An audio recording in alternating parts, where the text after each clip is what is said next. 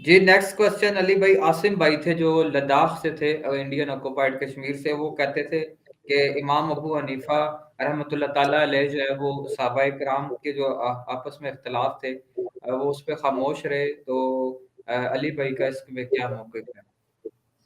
اماموں کو تو ہم بعد میں دیکھیں گے نا جی، سب سے پہلے تو ہم صحابہ کرام کا کیا ایٹیچیوڈ ہے اس کو دیکھیں گے. تو یہ تو ٹاپک ایسا ہے کہ اس کے اوپر میں کافی دفعہ بول چکا ہوں.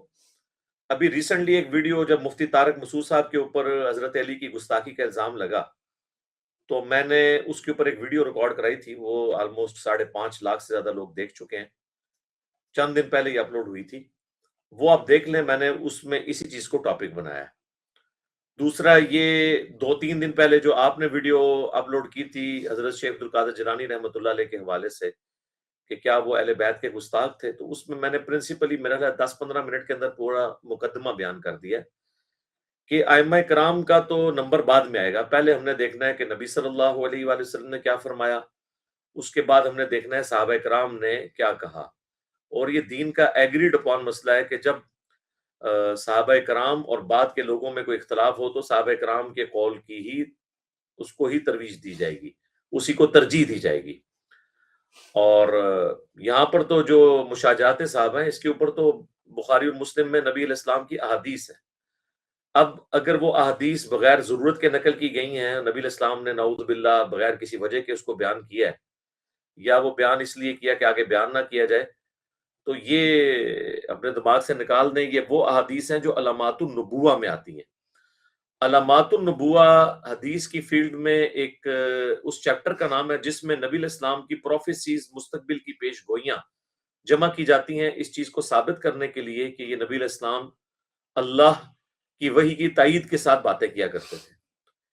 اسی کے اوپر صحیح بخاری میں بھی ایک چیپٹر ہے. امام بیہقی نے الگ سے کتاب لکھی ہے دلائل النبوہ، امام بیہقی کی کتاب، جس میں آلموسٹ 3,500 احادیث ہیں. اس کا ٹاپک یہ ہے کہ نبی صلی اللہ علیہ وآلہ وسلم نے اپنی وفات سے پہلے جو ہے جو پیش گوئیاں کی جو آپ کی وفات کے بعد پوری ہوئی. اس میں انہوں نے وہ ساری حدیثیں بیان کی ہیں جو کتاب الفتن، یعنی فتنوں والے ایشوز کے ساتھ ریلیٹڈ تھی، جنگ جمل، صفین، نہروان اور کئی ایک چیزیں. عمار کو باغی جماعت قتل کرے گی، بخاری کی یہ حدیث یہ بھی نقل کی، حدیث خوف بھی نقل کی کہ میری اس بیوی کا کیا حال ہوگا جس پہ کتے بھونکیں گے. خوارج سے متعلق احادیث جو بخاری مسلم میں وہ ساری جمع کی، اور انہوں نے ثابت کیا کہ ہمارے پیغمبر جو تھے یہ اللہ کے نبی تھے صلی اللہ علیہ وآلہ وسلم، جبھی انہوں نے اپنے بعد ہونے والے واقعات کو اتنی تفصیل کے ساتھ بیان کیا.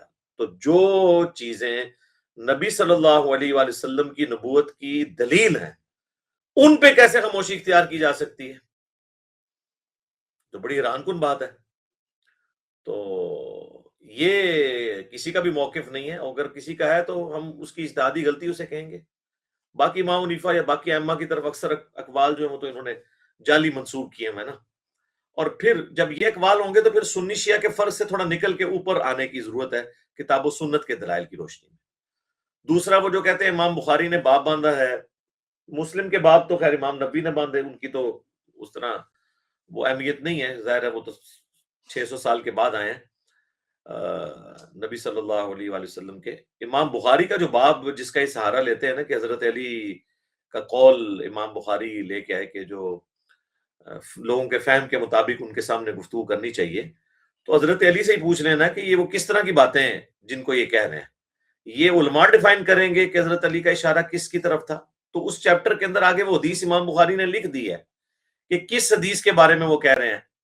وہ وہی حدیث ہے کہ جو نبی صلی اللہ علیہ وآلہ وسلم نے فرمایا تھا حضرت معاذ ابن جبل سے کہ جو شخص جو ہے وہ اللہ تعالیٰ کے ساتھ کسی کو شریک نہیں ٹھہراتا تو اس کے لیے جنت کی بشارت ہے. اسی طریقے سے وہ حدیث کہ جس نے ایک دفعہ بھی کلمہ پڑھا وہ جنت میں جائے گا خواہ اس کے اندر دوسرے عیب بھی پائے جاتے ہوں. تو اس کو لوگ آؤٹ آف کنٹیکسٹ کوٹ کرتے تھے. یہ وہ حدیثیں ہیں جن کے بارے میں نبی صلی اللہ علیہ وآلہ وسلم نے انہی احادیث کے اندر آ جاتا ہے. جس طرح مسلم شریف میں حدیث ہے کہ حضرت عمر نے کہا یا رسول اللہ اگر آپ اس طرح کی گفتگو آپ کے ساتھ کریں گے تو لوگ تو عمل کرنا چھوڑ دیں گے. تو آپ نے فرمایا ٹھیک ہے پھر لوگوں کو عمل کرنے دو.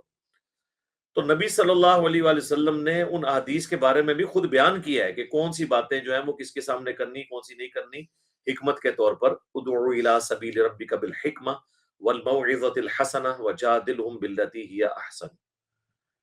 تو وہ تو بیان کر دیا. اس کے اوپر میں نے تفصیل سے ایک ویڈیو ریکارڈ کروائی تھی، ناسبیوں کا ہتھیار قول علی. یہ آپ یوٹیوب پہ جا کے لکھیں. میں نے ان کی طبیعت صاف کی ہے کہ جس چیز سے یہ لوگ سہارا لیتے ہیں. تو اللہ کا شکر ہے، اور اس ویڈیو کو ریکارڈ ہوئے بھی آلموسٹ 2 سال ہو چکے ہیں. یہ کورونا کا جب پہلا لاک ڈاؤن لگا تھا، اس میں جو ہمارے اسٹوڈیو ریکارڈنگ میں کوسچن آنسر سیشنز ہوئے تھے، اس میں یہ ریکارڈ ہوئی تھی.